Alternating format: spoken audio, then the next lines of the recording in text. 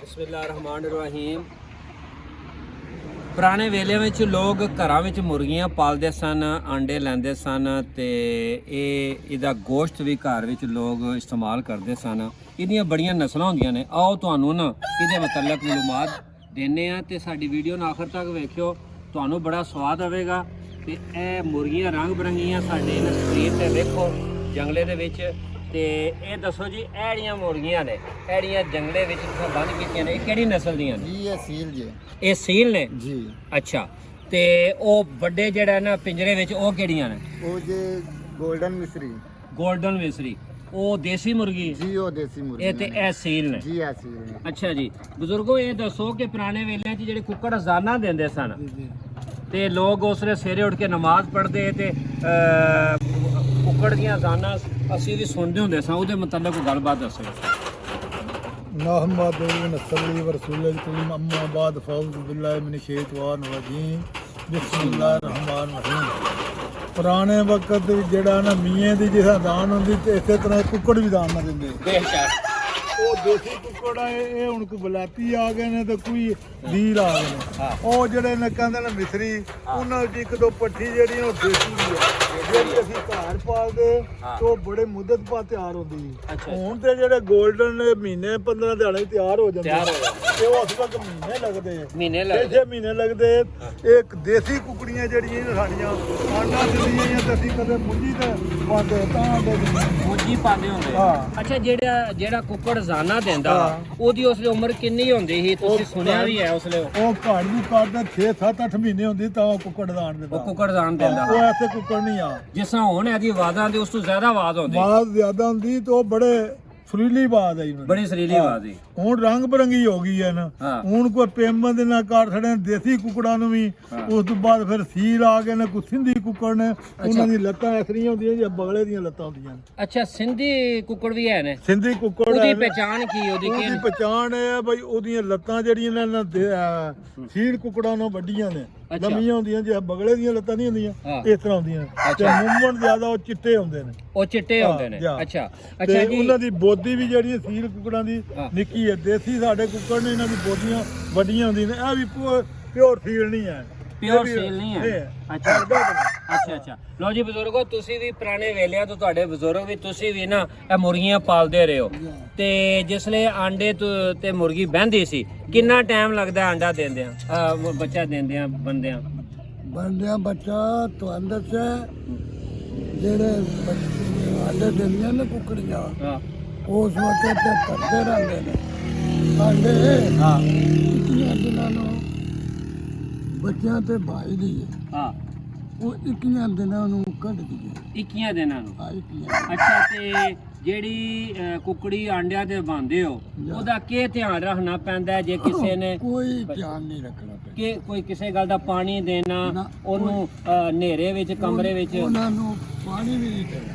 ਕੀ ਕਰਨਾ? ਨਾ ਕੋਈ ਸ਼ਾਇਦ ਕੋਈ ਖੁਰਾਕ ਆਪ ਹੀ ਉੱਠ ਕੇ ਨਾ ਤੇ ਖੁਰਾਕ ਪੇ ਖਾਣੀ, ਆਪ ਉੱਠ ਕੇ ਖਾਂਦੇ ਨੇ।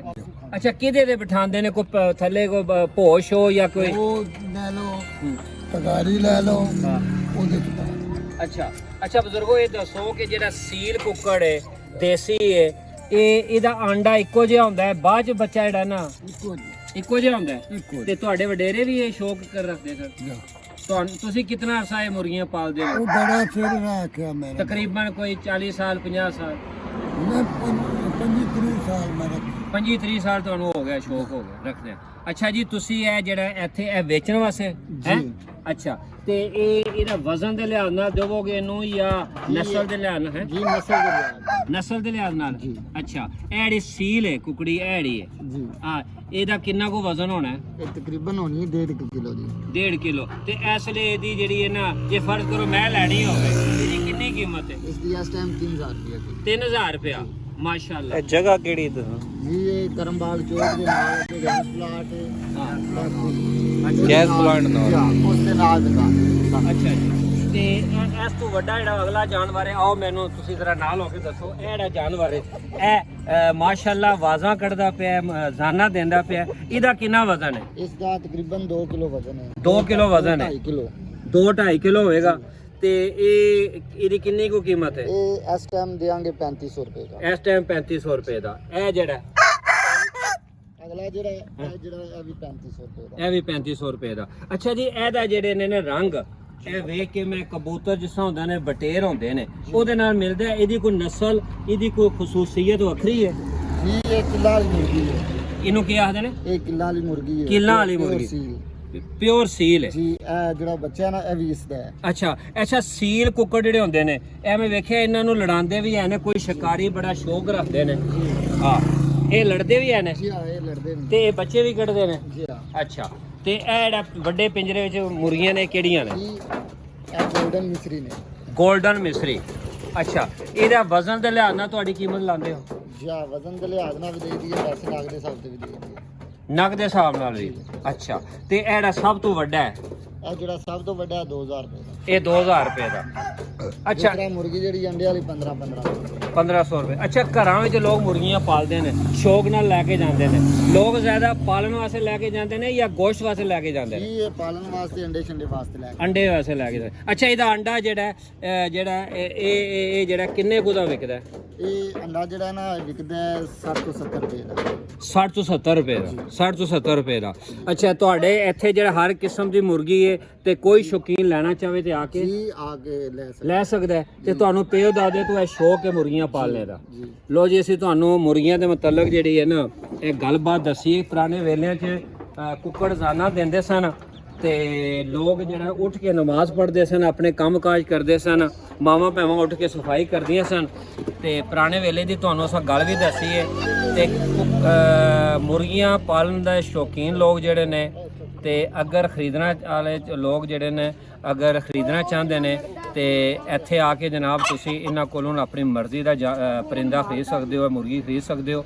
ਤੇ ਸਾਡੀ ਵੀਡੀਓ ਜਿਹੜੀ ਤੁਹਾਨੂੰ ਚੰਗੀ ਲੱਗੀ ਹੈ ਤੇ ਉਹਨੂੰ ਜਿਹੜਾ ਨਾ ਇਹਨੂੰ ਆਖਰ ਤੱਕ ਵੇਖ ਕੇ ਸ਼ੇਅਰ ਕਰਿਓ।